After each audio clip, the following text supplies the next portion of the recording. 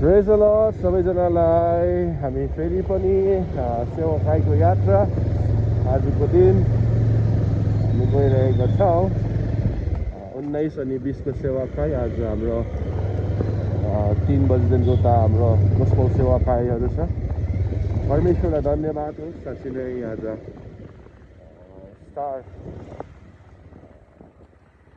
सन्डेभन्दा अगाडि प्रभुले हामीलाई फेरि पनि सुसमाचार प्रचार गर्ने मौका दिनुभएको छ अनि टप्पर दार्जिलिङ टप्परतिर हामी लागिरहेको छौँ यसलाई त अझ के किन हामी गइरहेको छु भने मेरो साथमा अनि करिना छ भने अगाडि हाम्रो डेभिड वर्सिपर अनि हाम्रो अरू पनि छ अगाडि हामी गइरहेको छ हामी 4 जना टिम भएर परमेश्वरलाई धन्यवाद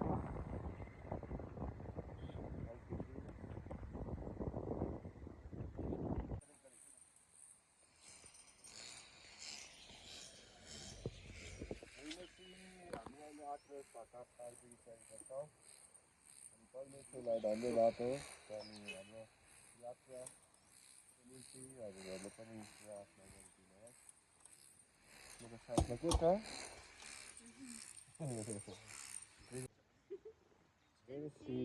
फुलै ज्याकेट लिएको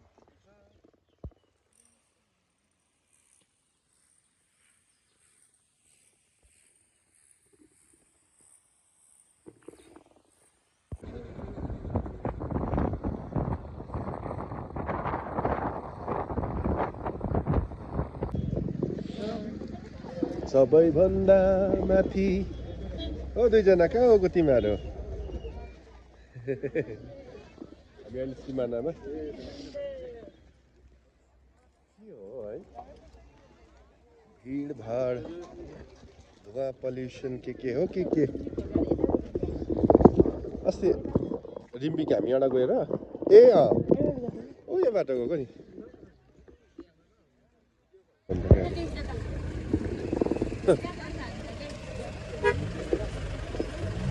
गाडीको जाम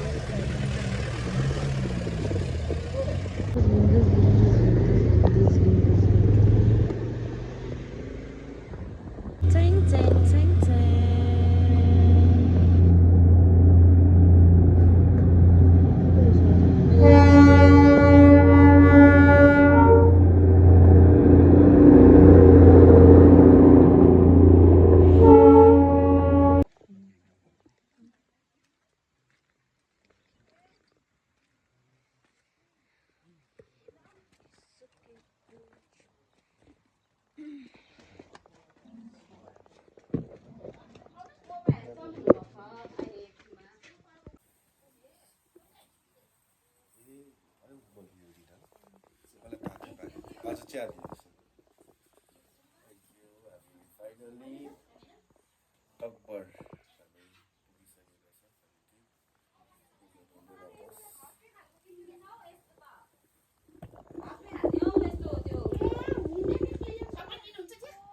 हजुर दुईजनालाई चाहिँ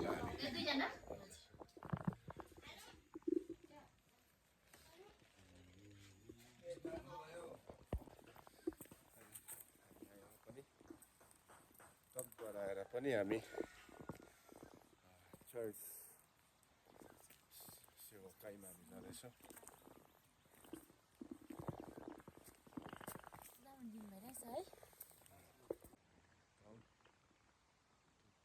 माथि दार्जिलिङ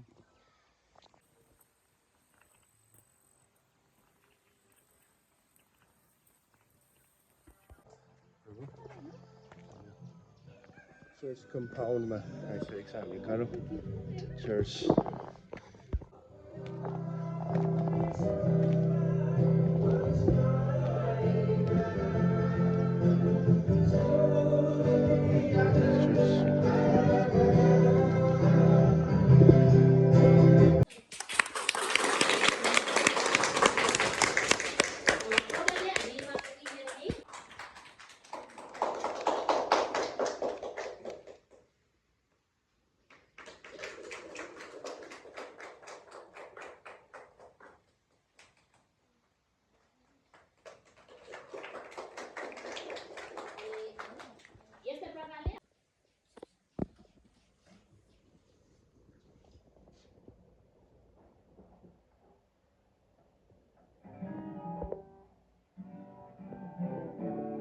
अहिले समुएल 22:4ले भन्दछ म परमप्रभुलाई पुकार्छु जो प्रशंसाको योग्य हुनुहुन्छ अनि म मेरा शत्रुहरूबाट बचाइदिन्छु। अनि त्यो शत्रु हाम्रो के शरीरमा छ छैन, त्यो शत्रु चाहिँ को छ आत्मामा छ। त्यो शत्रु चाहिँ हामीलाई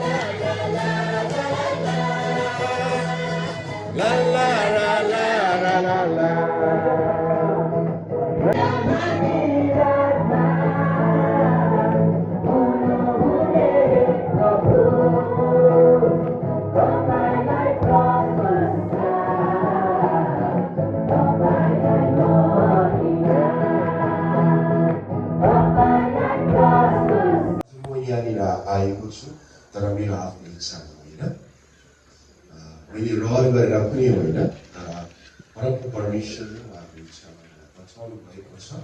अनि विशेष गरी प्रभुले एउटा आवाज मलाई दिइरहनु भएको छ, मेरो परिवार अब चाहिँ परमेश्वरको राज्य अब बढ्ने चिज छ।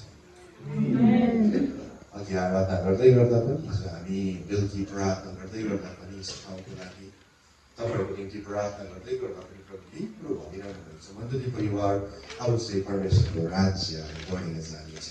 तयार हुनुहोस् मण्डली परिवारहरू। यस्तो कुराहरू पनि आत्मामा थाहा गर्दैछु। अनि प्रार्थना गर्दै गर्दा पनि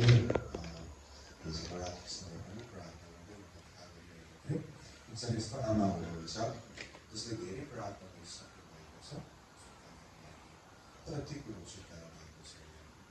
त्यो आमालाई मेसिन भन्न चाहन्छु, तपाईँले धेरै कोसिस गर्नुभएको छ। तपाईँको पर्सनल कतिवटा गुप्त कुराहरू छ, त्यो कुरो प्रभुलाई तपाईँले भनिरहनु भएको छ। सायद धेरै प्रार्थना पनि गरिसकेको छ त्यो कुराहरूमा। तर आजको दिन म तपाईँलाई भन्दैछु, परन्तु परमेश्वरले तपाईँ व्यक्तिगत जो आमा हुनुहुन्छ परमेश्वरले तपाईँलाई छुटकारा दिनुहुँदैछ। कसै आमा यस्तो हुनुहुन्छ मलाई दिनुभएको एउटा भाग हो अनि यो अधिकार अथोरिटी हो। अघि हाम्रो सिनियर पास्टर बुवाले भन्नुहुँदै थियो कि अब चाहिँ चर्च मण्डली परिवार चाहिँ शक्तिमा नै हुनुपर्छ भनेर। अनि म जब प्रचार गर्छु एउटा कुरो चाहिँ म भन्छु, मलाई साह्रै मनपर्छ यो कुरो भन्नु चाहिँ, no fire no power no victory. आगो छैन, शक्ति छैन, शक्ति छैन त विजय नै छैन। आगो चाहिँ को हो पवित्र आत्मा। अनि पवित्र आत्मा चाहिँ आज हाम्रो मण्डलीमा हाम्रो जीवनमा छैन भने हामीमा शक्ति पनि छैन। अनि एफएसी 6:12 भन्छ तिम्रो लडाई चाहिँ के छ अन्धकारको शक्तिसँग छ भनेर भन्छ। भनेपछि हामीलाई शक्तिको खाँचो पर्छ, हामीले लडाई जित्न पर्यो। अनि म आज यहाँनिर उभिरहेको छु परमेश्वरको अथोरिटीमा, अधिकारमा उभिरहेको छु। अनि म यहाँनिर उभिरहेको छु स्वर्गीय आत्मा। मैले त्यो प्यारेन्ट्सलाई भने यदि तपाईँले विश्वास गर्नुहुन्छ भने, यदि घुँडा टेक्नु नै हुन्छ भने तपाईँको मुखले चाहिँ तपाईँ चाहिँ साँच्चै नै जिउँदो अनि शक्तिशाली परमप्रभु परमेश्वर हुनुहुन्छ भनेर विश्वास गर्नुहुन्छ भने तपाईँको छोरी निको हुन्छ। हृदय देखिरहनु भएको छ, उसको एकदमै सुन्दर वाइफ पनि छ अनि उहाँको पोको एकदमै राम्रो छ, आशिषित छ, प्रभुले आशिष दिनुभएको छ। किन भन्दै गर्दाखेरि आजभन्दा 1 वर्ष अगाडि कुरा 1.5 वर्ष अगाडि कुरा उनीहरू विवाह भयो, भाइले विवाह गरे बहिनीलाई। अनि विवाह गरिसकेपछि केही साल बितिसकेपछि हस्पिटल गए। हस्पिटल गइसकेपछि डक्टरसँग बातचित गर्न सुरु गरे।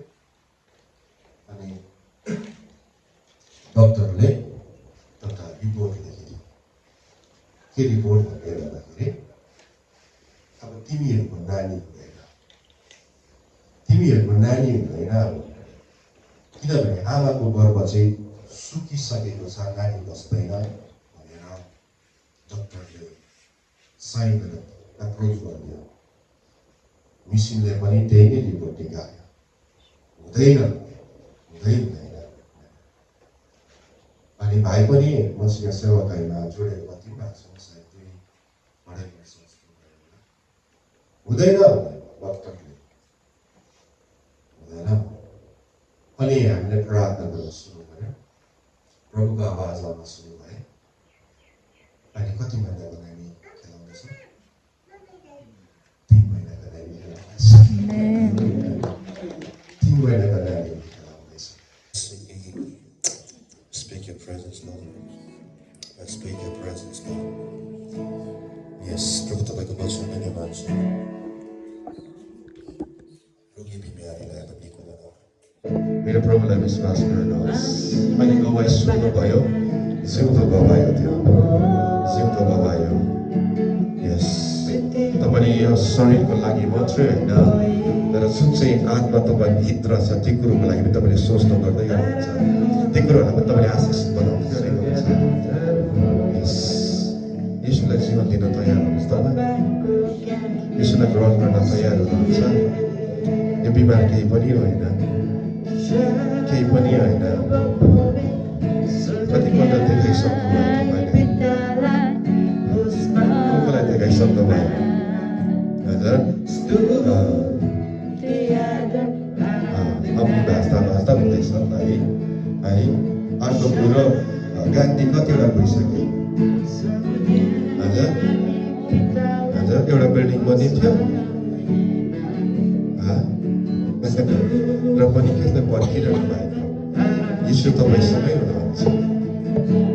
तपाईँसँगै हुनुहुन्छ चाँडै निर्णय गर्नुहोस् तपाईँले धोका पाउनु हुँदैन तपाईँको सेभिङ्स हुन्छ तपाईँको मेहनत परिश्रम तपाईँले जे गरिरहनु भएको छ हस्बेन्डसँग कस्तो छ तपाईँको relation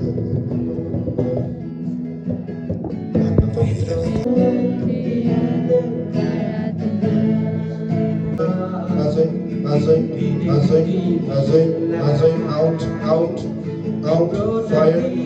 fire out the others yes fire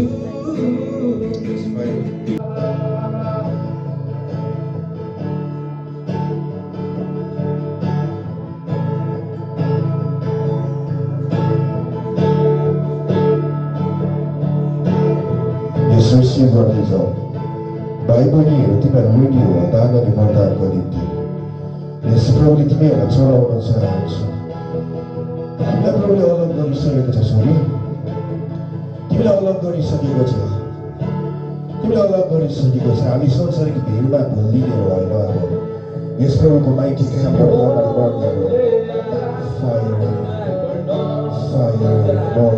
receive आज रिसिभ गर्दैछ यस फायर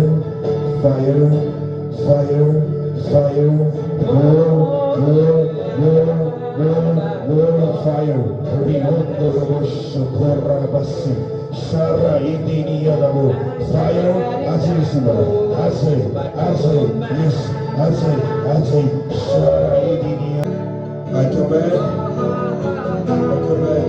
the words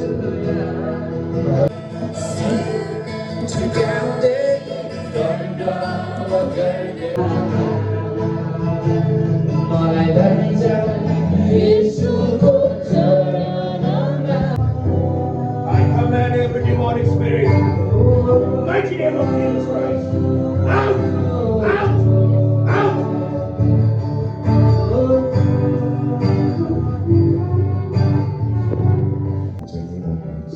मानिसले भन्न सक्दैन कतिवटा त आफ्नो हस्बेन्डलाई पनि वाइफलाई पनि हाम्रो भित्र कुराहरू सेयरिङ गर्न सक्दैन भन्नु सक्दैन त तर त्यो कुरो चाहिँ प्रभुले सुनिदिनुहुन्छ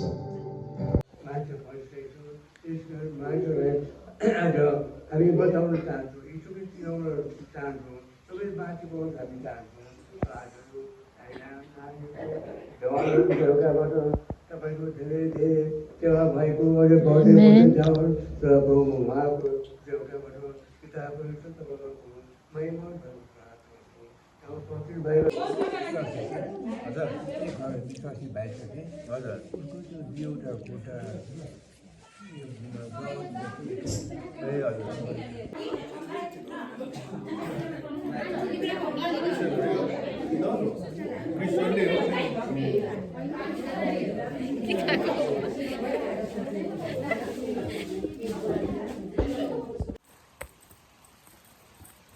अरू चाहिँ यहाँ हुनुहुन्छ जानुहुँदैछ